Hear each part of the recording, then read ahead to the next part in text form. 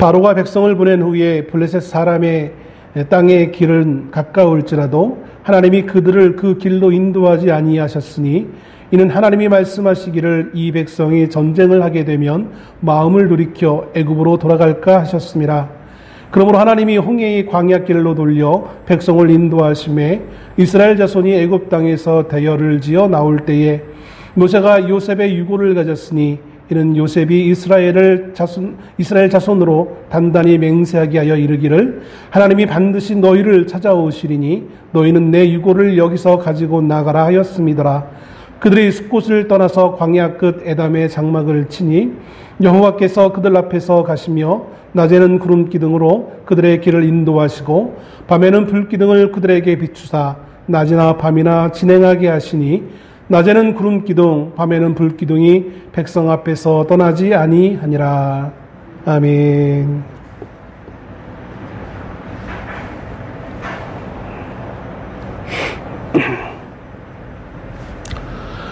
오늘 우리가 읽은 이 본문은 이스라엘의 출애굽 사건을 배경으로 하고 있습니다.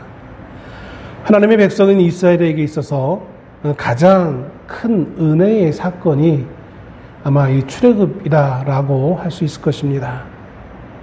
이 출애굽 사건은 그러나 단지 오랜 노예 생활과 압제에서 풀려난 사건만이 아닌 것을 볼 수 있습니다. 학자들은 이것을 그냥 노예 상태에 있던 불쌍한 한 민족을 불쌍해서 구원했다라고만 인지할지 모르겠어요. 그러나 그 이면에는 또 다른 하나님의 놀라운 은혜가 있는 것을 봅니다.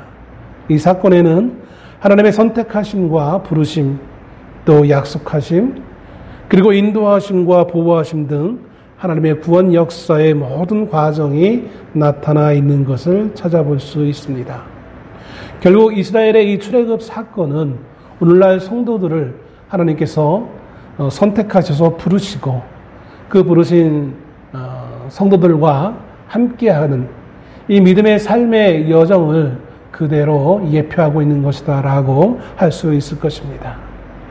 그렇기 때문에 이 출애굽 사건은 하나의 역사적 사건으로만 기록되어지는 것이 아니라 오늘 우리에게도 귀한 교훈으로서 우리의 삶의 하나의 부분을 적용해 볼 수 있는 귀중한 사건으로 우리가 본문의 말씀을 이해해야 될 줄로 압니다. 이스라엘 백성들은 10가지 재앙 가운데 구별함을 받았고 6월절의 구원과 축복 가운데 비로소 오랜 애굽에서의 나날을 이제 끝내고 희망찬 내일을 향하여 새로운 출발을 하게 되어집니다.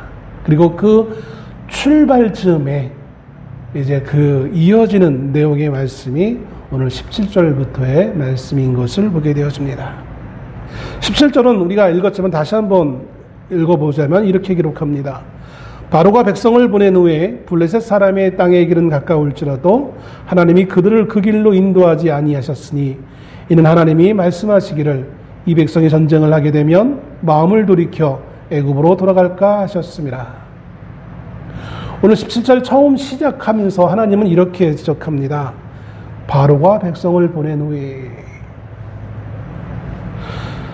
마치 이 부분만 놓고 본다면 이스라엘 민족을 보낸 것은 애굽의 왕 바로인 것으로 우리가 이해할 수 있을 것입니다. 아니, 모든 사람들이 그거 당연한 것 아닙니까? 라고 질문을 할 것입니다. 그 당시 세계 최강의 국가였던 애굽의 바로가 허락하지 않으면 어떻게 이스라엘 노예였던 이스라엘 민족이 애굽에서 나갈 수 있겠습니까? 바로가 보낸 거 맞지요. 그렇습니다. 바로가 보낸 건 맞습니다. 그러나 그것은 나타난 결과만 놓고 봤을 때에 그러할 뿐인 것이지 실제로 이스라엘 민족을 애굽에서 나오게 한 것은 바로가 아니라 바로 뒤에서 바로와 바로의 민족을 간섭하셨던 여호와 하나님이셨던 것을 우리는 찾아볼 수 있을 것입니다.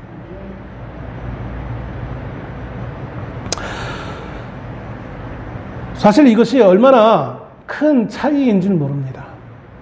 단지 바로가 보냈다라고 이해하는 것과 그것이 아니라 결과론적으로는 바로가 보낸지 모르겠지만 겉으로 보여진 것은 바로가 보낸 것이지만 그러나 하나님이 하셨다라고 우리가 그것을 발견하고 인정하고 받아들이고 그렇게 살아가는 것은 정말 놀라운 차이인 것을 보게 되어집니다.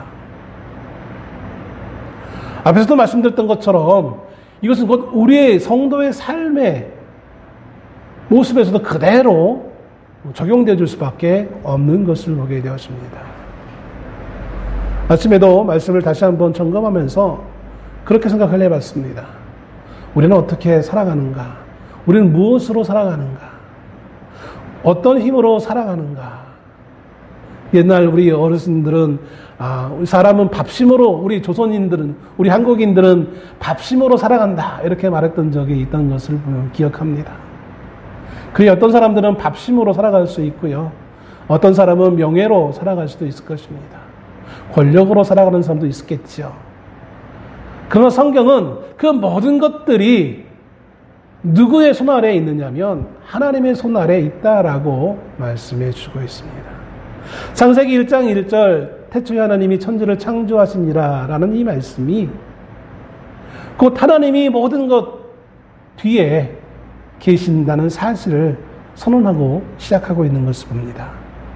단지 하나님이 뒤에 계신다는 것은 병풍처럼 그냥 멀거니 서 있는 것을 의미하는 것이 아니라 그 하나님이 적극적으로 우리의 삶 가운데 간섭하실 뿐만 아니라 오늘 말씀의 내용을 통해서 보면 적극적으로 인도하시는 것을 보게 되었습니다. 그래서 저는 오늘 이 말씀의 제목을 하나님의 인도하심으로 가는 길이라고 정해봤습니다. 분명히 겉으로는 바로가 보냈어요. 바로의 허락을 받았어요. 그러나 그러기까지 하나님의 놀라운 간섭하심이 있는 것을 보게 되었습니다. 사실 바로는 우리가 출애굽기서를 보면 바로는 처음부터 이스라엘을 놓아줄 마음이 전혀 없었어요. 출애굽기 1장 10절에 바로는 이렇게 말을 합니다.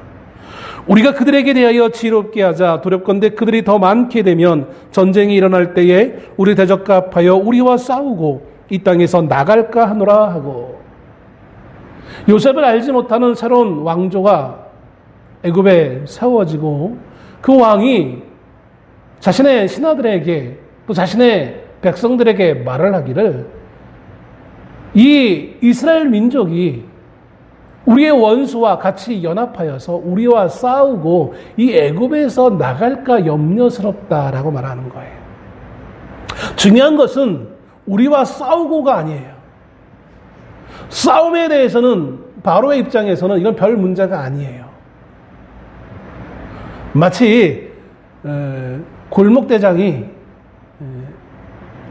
그 지역의 골목대장이 그 지역에 가장 형편없는 힘 약한 어떤 누구와 싸울 걱정을 할 필요가 있겠습니까? 없겠습니까? 뭐 싸움 일어날 수도 있어요. 그러나 그 싸움은 뭐 해보나 마나겠죠.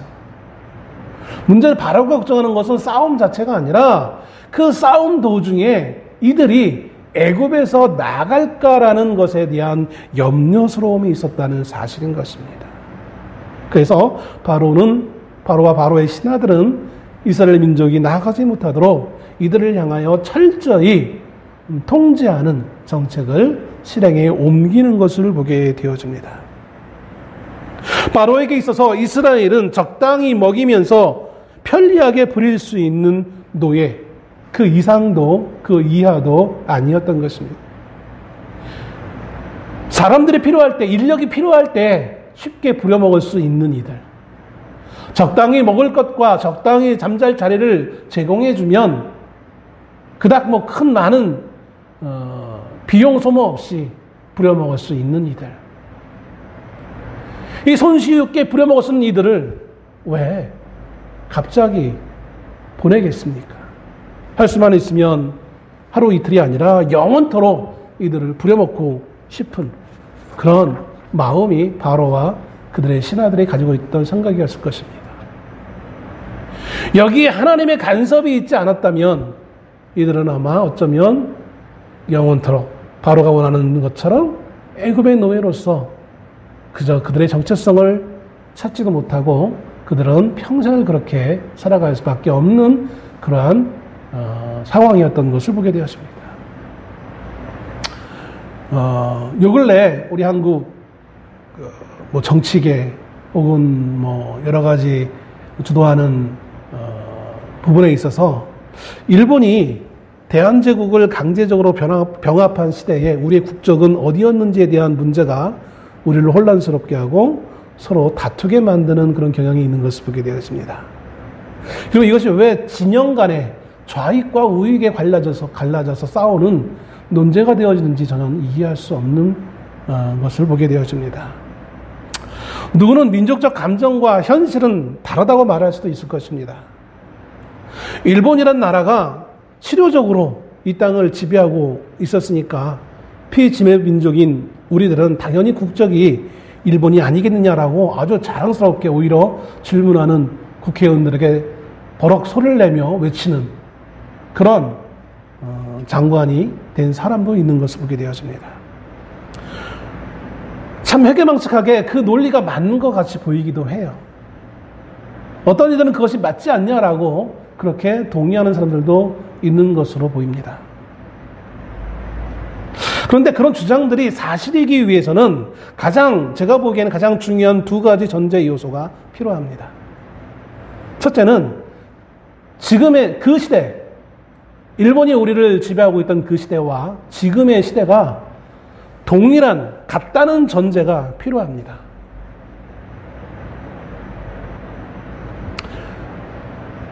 그 시대와 이 시대가 같은 가치관, 또 같은 어떠한 상황, 같은 이념, 동일한 상태에 놓여 있을 때에 지금의 기준을 가지고 그때를 이해할 수 있지 않을까라는 생각을 해보게 되어집니다.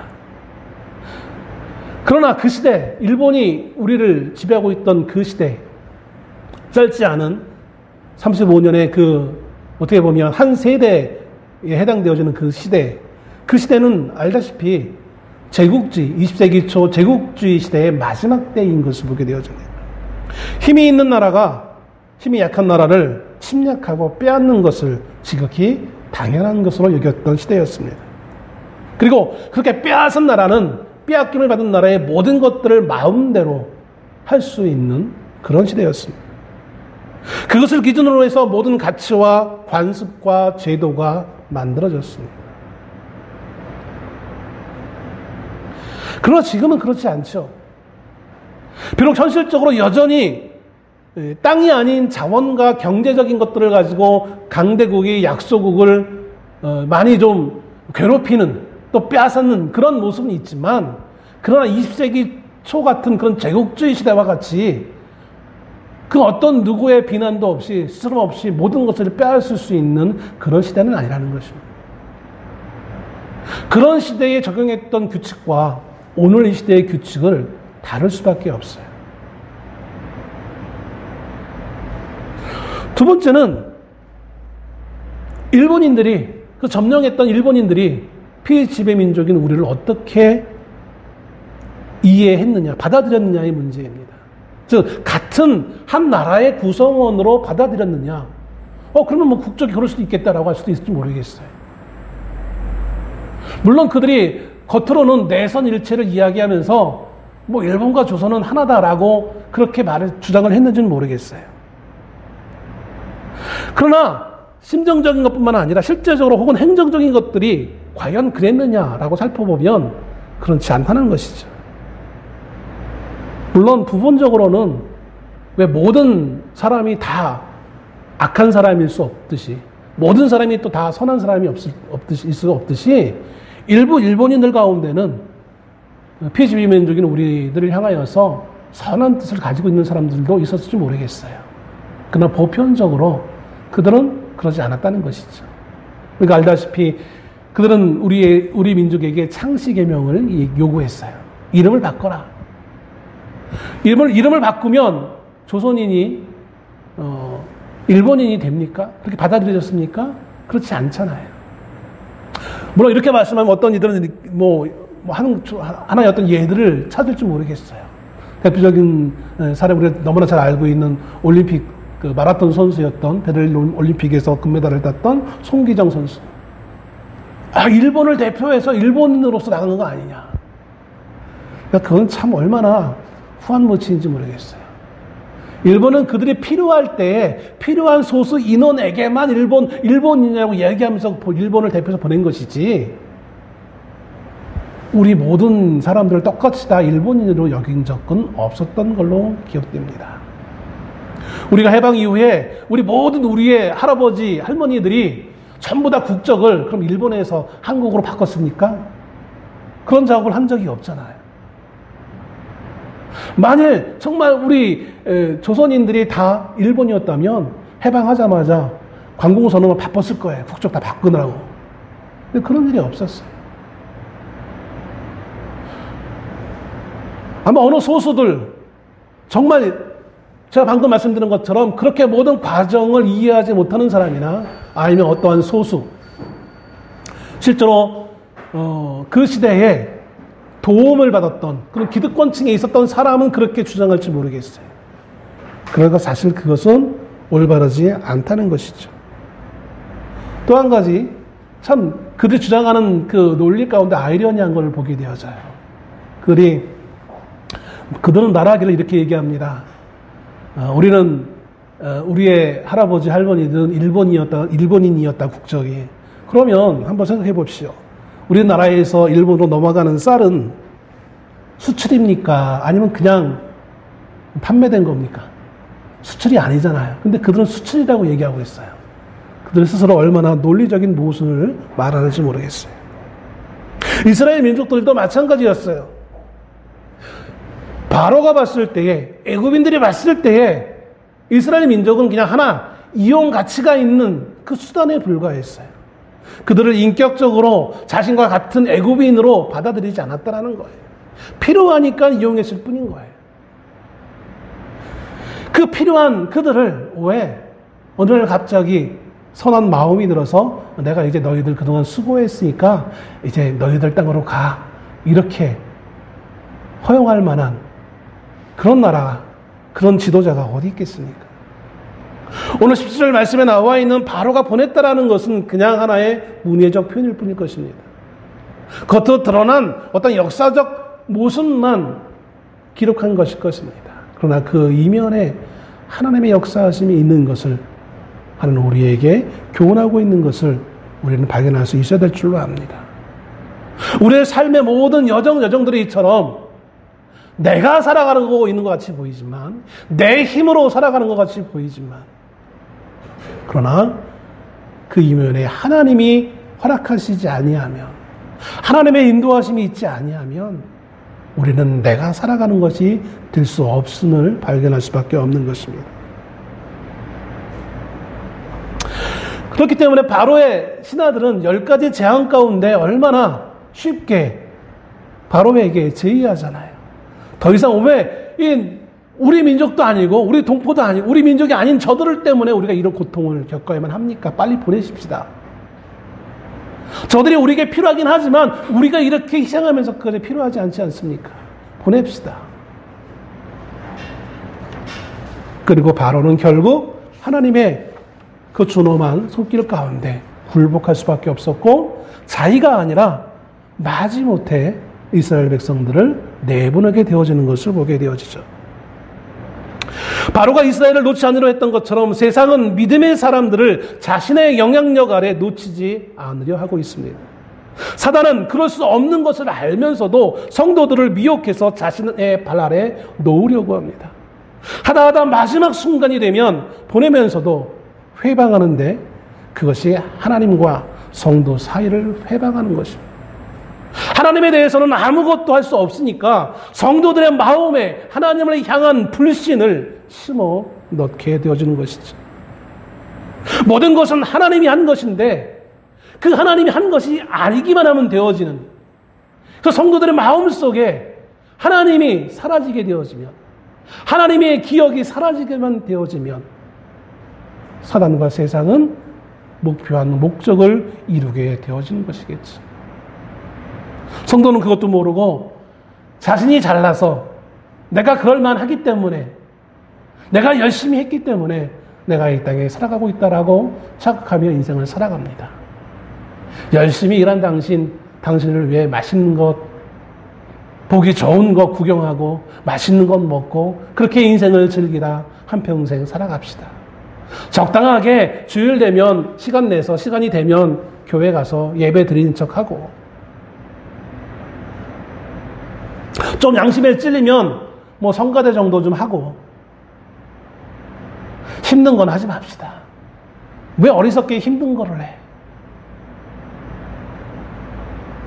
이것이 오늘 세상이 성도를 속이는 미혹의 손길인 것을 우리는 이해하지 못할 때가 너무나 많습니다. 그러나 출애굽을 읽는 믿음의 사람들은 이 이스라엘의 출애굽이 바로가 아닌 하나님의 인도하심을 알 수 있습니다. 이것을 통하여서 우리의 삶을 돌아볼 수 있다는 것입니다. 단지 오래전의 역사적 사건으로 끝나는 것이 아니라 이것을 다시 한번 우리가 읽는 가운데 이 시대에 하나님이 그렇게 보이지 않는 가운데서도 역사하셨던 것처럼 오늘 믿는 우리들에게도 동일하게 살아계셔서 그렇게 간섭하시고 역사하심을 우리가 좀 알기를 하나님은 기대하고 있는 것을 봅니다. 그것을 알려주는 것이 성경이고 하나님의 말씀인 것입니다. 본문은 하나님의 인도하심이, 그 인도하심의 모습이 우리에게 두 가지의 모습으로 소개되어지고 있습니다. 하나님의 인도하심은 첫째는 인도하지 않으심이 인도하심이었습니다. 그리고 두 번째는 인도하심이 인도하심이었습니다. 좀 헷갈릴 수 있어요. 그럼 어떻게 인도하지 않으심이 인도함이었을까요? 오늘 17절 말씀에 그렇게 표현되고 있습니다. 17절 중간쯤에 하나님이 그들을 그 길로 인도하지 아니하셨으니, 그 길로 인도하지 않았어요. 어떤 분이 그렇게 지적하는 글을 봤습니다. 사람들이, 믿음의 사람들이겠죠. 하나님이 이렇게 살라고 해서 살았더니 복을 받았다. 내가 큰 축복을 받았어. 이렇게 간증하는 사람은 봤어도 이렇게 하지 말라고 했는데 그렇게 해서 내가 복을 받았습니다 라고 간증하는 사람들은 찾기가 어렵더라. 우리는 늘 하나님의 인도하심을 그냥 그 길로 가라는 것만이 하나님의 인도하심으로 이해할 때가 많아요. 막는 것도, 다른 길로 가게 하는 것도 하나님의 인도하심이라는 사실을 우리가 놓칠 때가 많은 것을 보게 되었습니다. 애굽에서 나오게 하신 하나님은 이스라엘을 그들의 가나안까지의 여정까지도 직접 꼼꼼히 챙기셔서 인도하셨습니다. 그 가운데 오늘 17절은 그 하나님의 가나안까지의 인도의 여정이 고속도로 같이 빵 뚫린 직선 도로로의 인도하심이 아니었던 것을 보게 되었습니다. 블레셋 사람의 땅을 통하여서 애굽에서 나와서 블레셋 사람의 지중해 연안을 길을 따라서 가다 보면 블레셋 사람들의 땅을 지나게 되어지고, 그러다 보면 훨씬 더 빠른 시간 내에 약속했던 가나안 땅에 들어갈 수 있습니다. 뭐 저는 가보지 않았지만 다녀온 사람들의 말에 의하면, 또 기록에 의하면 뭐 길어야 한 3, 4일이면 약속의 땅에 들어갈 수 있다고 합니다. 여러분, 3, 4일이면 갈 수 있는 그 땅을 이스라엘은 얼마나 걸렸습니까? 40년이나 걸렸어요. 3, 4일이면 갈 수 있는 그 땅을 하나님은 그 길로 가지 않게 하셨어요. 하나님의 억한 심정이 얼마나 있는지, 왜 그렇게 하셨어요? 우리는 말할지 모르겠어요. 왜 하나님이 그렇게 하셨어요? 왜 못 가게 하셨어요? 그렇습니다. 만일 가나안 땅 들어가는 것 자체가 목적이라면 우리가 하나님한테 그렇게 원망할 수도 있을지 모르겠어요. 그런데 하나님의 편에서 목적은 단지 가나안 땅 자체에 들어가는 것이 목적이 아니에요. 어차피 하나님이 계획하셨고 이끌어내셨기 때문에 거기 들어가는 것은 당연한 거예요. 어차피 가는 그 길, 그게 중요한 것이 아니라 가기까지의 과정 가운데 하나님이 이스라엘을 단련하시는 그 과정이 필요하다는 사실을 우리는 알지 못할 때가 너무나 많은 것을 보게 되었습니다. 특별히 오늘 17절 말씀에 하나님이 굳이 그 길로 인도하지 않은 이유에 대해서 이렇게 표현합니다. 백성이 전쟁을 하게 되면 마음을 돌이켜 애굽으로 돌아갈까 하셨습니다. 그리로 가다 보면 강한 블레셋, 물론 애굽과 비교해서는 강하지 않았겠지만 블레셋이라는 민족을 만나게 되었습니다. 우리가 사사기 혹은 사무엘기, 사무엘상 처음 초반부를 보면 블레셋이 얼마나 이스라엘을 괴롭혔는지를 우리가 찾아볼 수 있습니다. 특별히 블레셋 5 도시 국가들 얼마나 강하게 이스라엘을 압박했는지 몰라요. 심지어 이스라엘이 나중에 법궤까지 잃어버리게 되어지잖아요. 가나안 길을 가는 그 초반길에 이스라엘이 만약 전쟁을 하게 되어진다면 어떤 현상이 일어나야 될까요? 물론 하나님이시니까 이기게 하실 수 있겠죠. 그러나 정작 그 전쟁에 참여해야 될 이스라엘 백성들은 아무런 준비가 되어 있지 않다는 거예요. 평생 노예로의 삶을 살던 그들, 물론 흔히들 말하는 것처럼 무기가 있고 없고의 차원을 떠나서 그들 앞에 놓여 있는 그 전쟁이라는 그 개념 자체가 그들에게는 낯설 수밖에 없는 거예요. 왜 이 전쟁을 해야 되는 것이지? 굳이 전쟁을 해야 될 필요가 무엇일까? 그리고 전쟁을 하게 되면 당연히 죽는 사람이 생기게 되어지고, 저는 모르겠지만, 왜냐하면 저희 세대는 전쟁을 경험하지 못한 세대이기 때문에.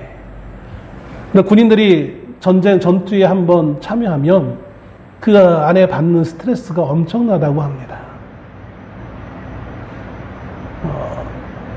고대의 전쟁, 물론 지원대의 전쟁도 정말 눈으로 보기에 참혹한 모습이겠지만 고대의 전쟁 얼마나 참혹한 모습일지 상상하기도 싫을 정도로 그런 느낌이 와닿는 것을 봅니다.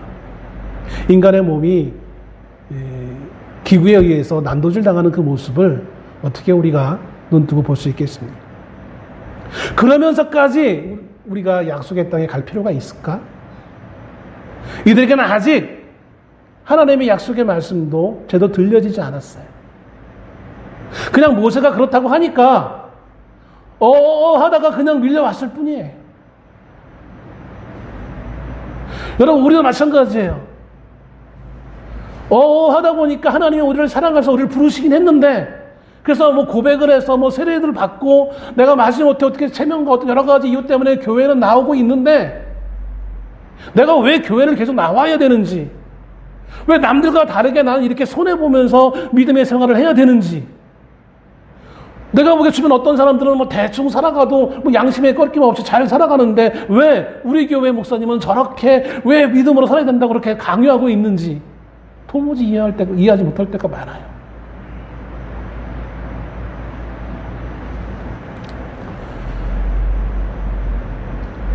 그러다가 낙심하게 되어지고 믿음을, 하나님이 주신 그 은혜를 잃어버릴 때도 있다는 거예요.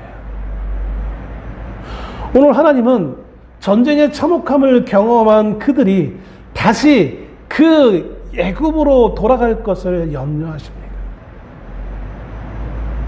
우리의 믿음의 사람들이 다시 세상을 향하여 되돌릴까 하나님은 오늘도 염려하십니다.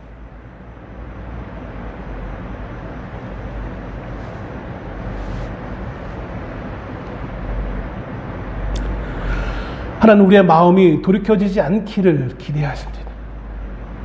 여러분, 우리의 마음이 흔들릴 때마다 하나님의 말씀 가운데 하나님이 얼마나 우리의 마음이 돌이켜질까 봐 염려하시는지 그런 부분들을 한번 찾아내서 하나님 우리가 사랑하신 그 모습을 발견할 수 있는 우리가 될 수 있기를 소원합니다. 하나님의 인도하심의 두 번째는 말 그대로 진짜 인도하심입니다. 인도하시지 않았던 그 하나님이, 다른 길로 인도했던 하나님이 이제 제대로 된 하나님의 여정에 맞춰서 이스라엘 백성들을 인도하십니다. 18절 말씀해 보면, 그러므로 하나님이 홍해의 광야길로 돌려 백성을 인도하심에 이스라엘 자손이 애굽 땅에서 대열을 지어 나올 때에. 그렇습니다. 하나님은 이제 이스라엘을 향한 모든 계획들을 착착 진행해 나가십니다. 그들이 가장 필요한 것들을 하나님이 제공하면서 그들을 인도하십니다. 그리고 그 인도함을 받는 그들의 모습이 어떤 모습으로 비춰지게 되냐면 18절 말미에 다시 보면 대열을 지어 나올 때였어요. 이 대열을 짓는다는 것은 그냥 뭐 피난민이 이리저리 막 무질서하게 막 나오는 그런 모습을 의미하는 것이 아니라 매우 질서 있는 모습으로 나오고 있는 것을 보게 되어져요. 이스라엘 백성들의 애굽에서 나와서 가나안 땅으로 가는 그 모든 여정은 그저 어디 산책하는 그런 길이 아니었습니다. 중구난방으로 내가 가고 싶은 대로 난 여기 있을게, 넌 저쪽으로 가, 뭐 이런 식의 길이 아니었어요. 잘 정돈되어진 길이었어요. 통일되어진 길이었어요.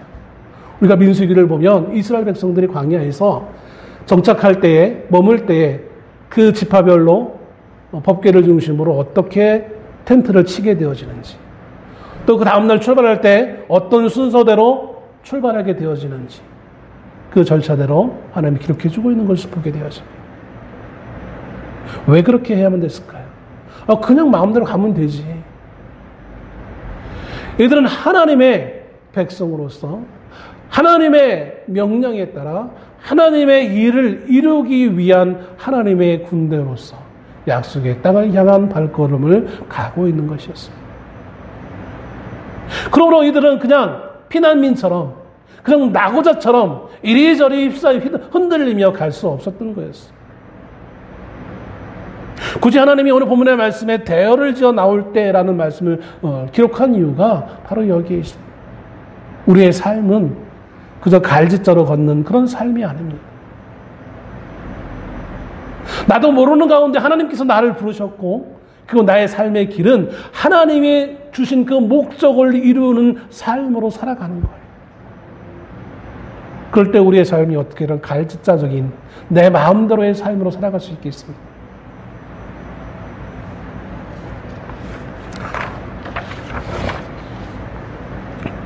하나님의 관심은 우리가 이 땅에서 편안하게 살아가는 것에 있지 않습니다. 우리는 이 땅에서 어떻게 하면 편안하게 살까에 관심을 두고 있지만 하나님은 거기에 관심이 없어요.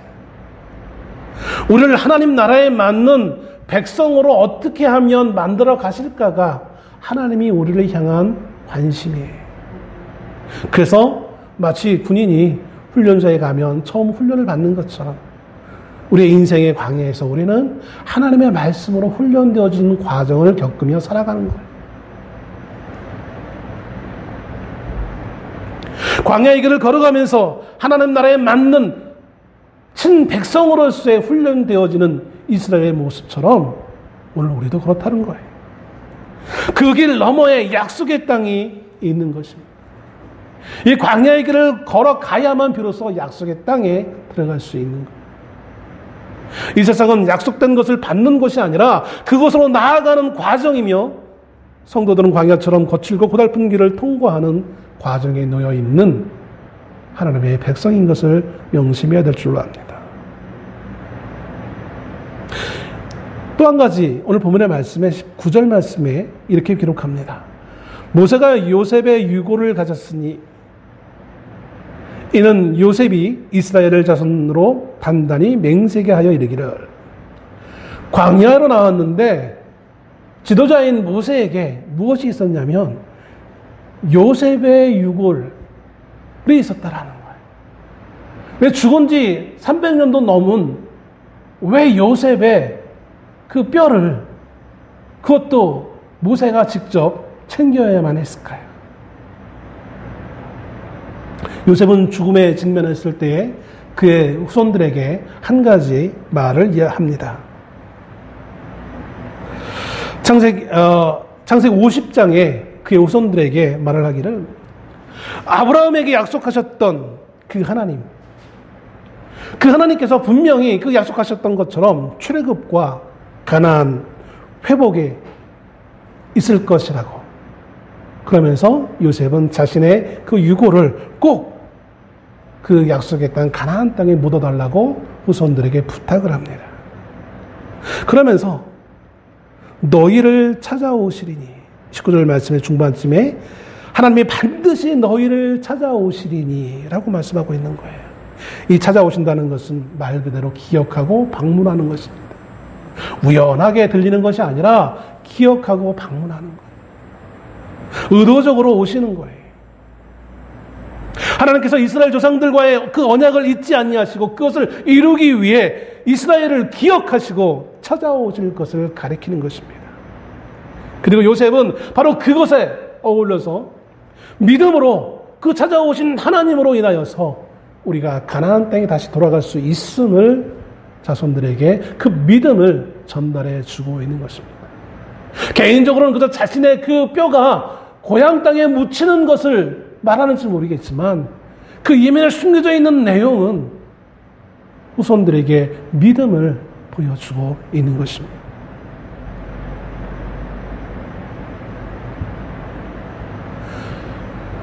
지도자였던 모세는 그 스스로가 그 요셉의 그 뼈를 준비하고 그것을 가져가면서, 물론 모세는 위대한 이스라엘의 리더였고 믿음의 사람이었고 순종의 사람이었을 것입니다.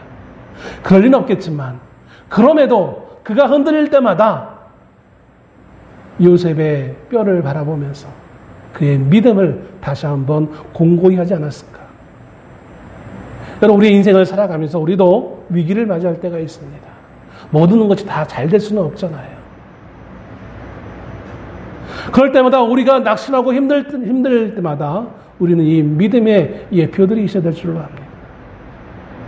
어떤 이들은 내가 과거에 어떤 경험했던 하나의 체험이 믿음의 예표가 될 수도 있어요. 흔들려고 할 때마다 그것을 다시 기억하면서 내 마음을 다시 한번 도전받게 하고 정신 차리고 다시 믿음의 길을 걸어가게 되어질 것입니다. 이스라엘의 광야의 삶에는 이처럼 믿음의 예표가 두 가지의 것이 있습니다. 하나는 이 요셉의 뼈였고, 또 하나는 이제 앞으로 나오게 될 모든 이스라엘 백성들이 이제 눈으로 보게 되어지는 구름 기둥과 불 기둥이었습니다. 찾아오신 그 하나님은 이스라엘 가운데 함께 계시고 그 길을 인도하십니다. 그 중요한 증거가 오늘 이제 21절 나와 있는 앞에 가시며 낮에는 구름 기둥으로 그들의 길을 인도하시고 밤에는 불 기둥을 그들에게 비추사 낮이나 밤이나 진행하게 하시니, 낮에는 구름 기둥 밤에는 불 기둥이 백성 앞에서 떠나지 아니하니라. 구름 기둥과 불 기둥의 실제적인 효용성을 이 시간 말할 필요는 없을 줄로 압니다. 시간이 너무 많이 갔으니까.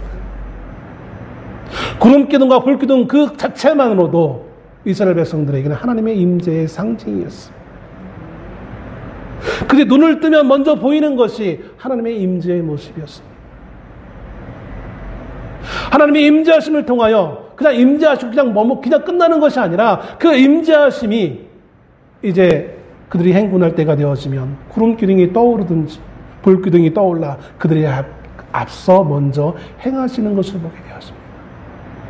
우리와 함께 하시는 그 하나님은 무책임하게 너 이제 내가 다 해줬으니까 네 마음대로 살아가 아니라 내가 앞서갈게 라고 먼저 내 갈 길을 인도해 가시는 겁니다.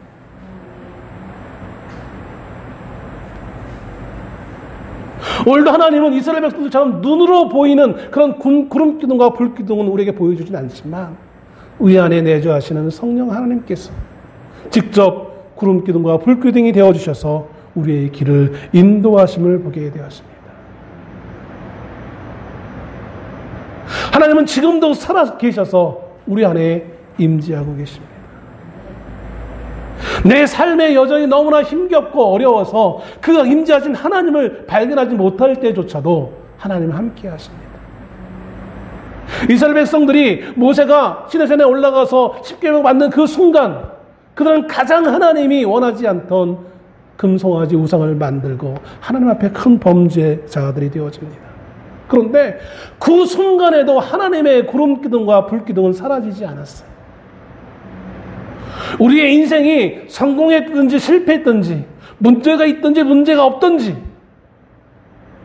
이스라엘이 그렇게 불순종함으로 하나님과 원수될 만한 그런 일을 했던 그 순간에도 떠나지 않았던 하나님은 오늘 우리의 삶에도 동일하게 사랑하는 우리를 위해서 떠나지 아니하시고 우리에게 임재하십니다. 본문은 그것을 우리에게 교훈하고 있어요. 우리가 살아가는 길은 나 혼자 살아가는 것이 아니라 이 힘겨운 세상 나 혼자 그냥 죄송합니다. 이런 말씀 독고다이 하는 게 아니라 하나님이 나와 함께하는 삶이에요. 내가 실패했을 때도 하나님은 나를 인도하고 계세요. 내가 낙심하고 좌절하고 있을 때에도 하나님은 나를 인도하고 계세요. 내 안에는 낙심하고 실망한 요소들이 너무나 많아요. 그런데 그 순간 우리가 하나님을 바라봅시다. 나를 사랑하신 하나님을 바라봅시다. 나를 구원하신 하나님을 바라봅시다. 나를 부르신 하나님을 바라봅시다. 그리고 그 안에서 소망을 발견하고 소망 되신 그 하나님으로 인하여서 오늘도 하나님이 이끄시는 그 이끄시는 삶 방법에 순종하며 따라갈 수 있는 우리의 삶이 되어지기를 소원합니다.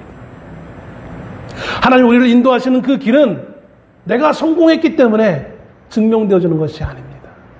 성공한 사람만이 하나님이 그 길을 인도한 것이 아닙니다.